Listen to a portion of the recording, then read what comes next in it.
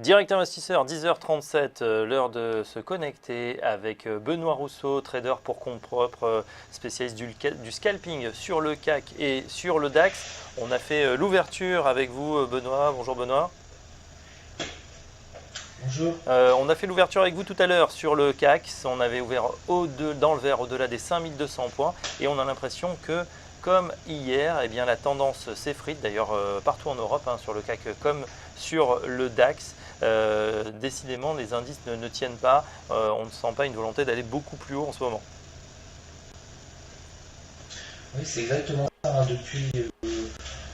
Depuis lundi, grosso modo, on voit qu'il y a une grande nervosité sur les indices.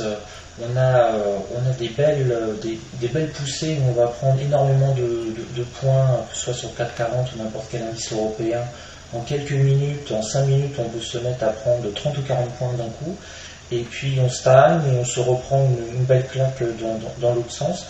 Et en fait, ce que l'on vit en ce moment-là depuis l'ouverture, ça fait une heure et demie, c'est à peu près le scénario qu'on a vécu hier. Si on regarde, là je vous ai mis une graphique sur 48 heures. Donc hier à 9 heures on a ouvert, on a foncé droit vers le nord. On a buté sur cette fameuse zone toujours des 5240, 5250 sur le CAC 40. On s'est pris une grosse baffe monumentale en retour. Et après, on s'est bien repris avec les États-Unis. On voit ici, on a bien rebondi à partir de 14h30, 15h30. On a rebondi. Et donc, c'est ce qu'on voit, c'est un marché quand même intéressant parce que au moins on a de la nervosité, on ne s'embête pas. Et on a eu quasiment la même configuration ce matin. On a ouvert à 9 heures, on a poussé assez rapidement, on a pris quasiment une vingtaine de points, 1,5%. Et depuis, on s'est pris baffe sur baffe, on a dégringolé. On a rebondi sur le support 1 journalier, c'était ce que je vous avais signalé ce matin, ça pouvait être une bonne zone d'achat sur les 5170 pour une réintégration sur le point de pivot hebdomadaire. Donc c'est exactement ce qui s'est passé. Donc là c'est un bon trade, en tout cas il a bien Justement, en fonctionné. termes de Et trading puis pour vous, Benoît, on sait que vous aimez. on reste un petit peu, enfin moi personnellement, je reste un petit peu Ouais, on sait que vous aimez trader léger ces en position sommets. en tout cas, parce Est-ce que que vous avez c'était attendu vraiment des points pour prendre des positions? Est-ce que vous avez extrêmement attendu nerveux. les 5230, 240 pour commencer à shorter le CAC ou vous ne vous êtes pas positionné ce matin? Pour le DAX, j'ai pas mal sur ça. J'ai accompagné ça. Là où j'ai pris 10 ou 10, 15, 20 points là, dès l'ouverture. Et j'ai pété sur 12 025, donc à peu près, je vais vous mettre sur la journée, ça va être plus lisible en 5 minutes. Donc dès l'ouverture, j'ai accompagné la hausse. Là, j'ai pris une très belle partie de cette montée. À partir de 12 025, je me suis mis en position short. On est monté jusqu'à 12 040. Et là, j'ai pas fait grand-chose en termes de points. Et ensuite, on a eu la descente. Alors, je ne suis pas rentré dans la descente parce qu'elle me paraissait extrêmement brutale. En fait, j'ai pas accompagné en short parce que je voyais pas tout à fait. Je pensais que le point pivot en fait allait tenir. Et quand j'ai vu que le point pivot dégringolait, lâchait, je me suis dit on peut descendre très bas.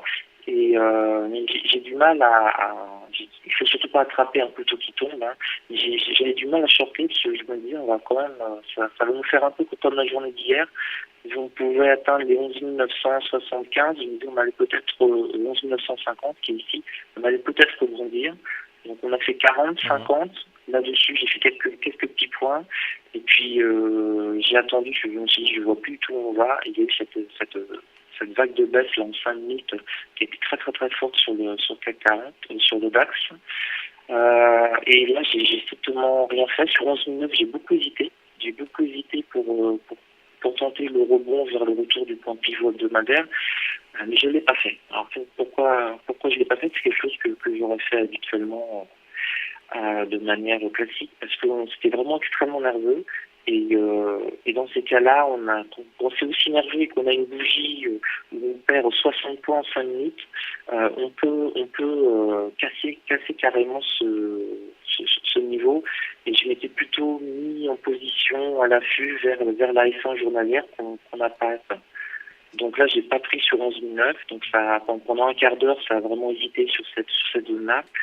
Et quand on est reparti, première bougie verte, deuxième bougie verte, qu'on a cassé le point pivot hebdomadaire, là, je suis rentré légèrement à l'achat, et j'ai pris de mémoire 3 points. Mais c'était vraiment, ça a dû durer 5 ou 6 secondes.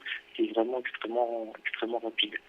Donc, pas de casse pour moi ce matin, je suis bien content, je m'en sors plutôt bien au niveau des résultats, je dois faire 15 ou 20 points à peu près au total. Benoît et là maintenant j'attends parce que ça me paraît bien nerveux, et il me fait un peu peur là actuellement le marché. Sur le CAC 40, Benoît, on a vu qu'on a ouvert ce matin au-dessus des 5002. Finalement, ça n'a pas tenu et là, on accélère à la baisse, un peu comme sur le DAX 30 finalement. Et on est bien au-dessous des 5200 points puisqu'on est à 5172 points. Oui, on est exactement là. On se situe pile sur le CAC 40, sur le point pivot hebdomadaire. Donc c'est une zone on va dire de consolidation où généralement le marché peut à peu près s'arrêter.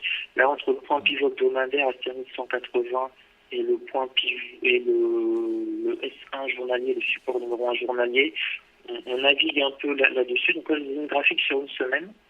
Donc on voit qu'on essaie de tenir cette zone qui correspond un petit peu au début de semaine, au plus haut du 20, du lundi. Donc c'est pas du tout encore catastrophique comme graphique pour le CAC 40, mais on peut avoir une aspiration effectivement au bout d'un moment à la baisse. Bon, moi, ce qui me paraît intéressant comme niveau, c'est les 5100. Là, sur 5100, ça me paraîtrait intéressant pour faire un petit intraday pour un rebond 5100, 5125, ça me paraîtrait intéressant. Et si on casse, là, on a vraiment une zone de rebond, on a la conjonction de support journalier hebdomadaire, légèrement sur les 5100, en plus à 5090. Je rentrerai et je tenterai au maximum le point bas de cette journée-là. Donc 5090, 5020 au maximum. Ça pourrait être une entrée intéressante pour du scalping, ou du moins du trading sur le CAC 40. Mais donc, c'est les marchés nerveux, c'est très agréable, et en même temps, il faut être extrêmement prudent. Donc, par exemple, j'allège mon nombre de lots. C'est vrai que c'est plus intéressant. C'est plus intéressant évidemment de trader ce marché qui est un petit peu plus volatile. Juste une info, je ne sais pas si vous l'avez vu, Benoît Rousseau, je vous demandais un commentaire sur le flash crash. On aurait un responsable du flash crash qui a été arrêté, qui aurait manipulé, qui aurait fait du trading algorithmique.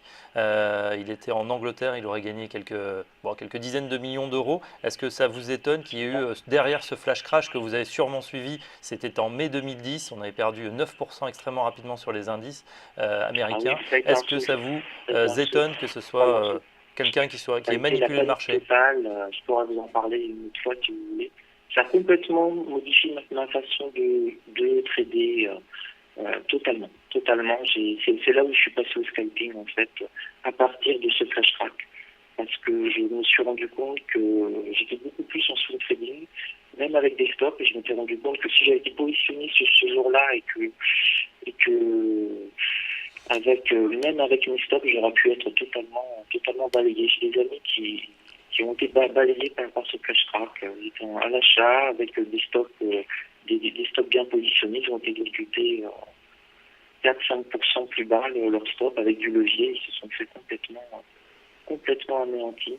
Et donc depuis, c'est finalement là, depuis 2010, où je me mets à scalper, entre guillemets, beaucoup plus, et au final, je ne fais plus du scalping quasiment, parce qu'il y a une notion de risque en fait. Le scalping, vous êtes positionné très peu de temps sur le marché, et je me dis maintenant, au jour d'aujourd'hui, avec les algorithmes, les fréquences, etc., on pourra avoir un flash track de toute façon, et moins vous êtes positionné en temps sur les marchés, et moins finalement ce risque vous risquez de l'avoir. Si vous êtes en swing pendant 15 jours, vous avez le risque de flash track. Quand vous êtes positionné en scalping sur 2-3 minutes, vous avez finalement ce risque-là pendant seulement 2 ou 3 minutes, et après vous pouvez vous en sortir. Très bien, merci Benoît Rousseau. On aura effectivement l'occasion d'en reparler. Flash Crash de mai 2018 donc a suscité des vocations de scalper en tout cas. Pour Benoît Rousseau, merci. Je rappelle que vous êtes trader pour compte propre et fondateur du blog andlil.com. La suite des programmes dans un instant sur Direct Investisseur. On sera en direct avec David Furcage de iWeb 360. À tout de suite.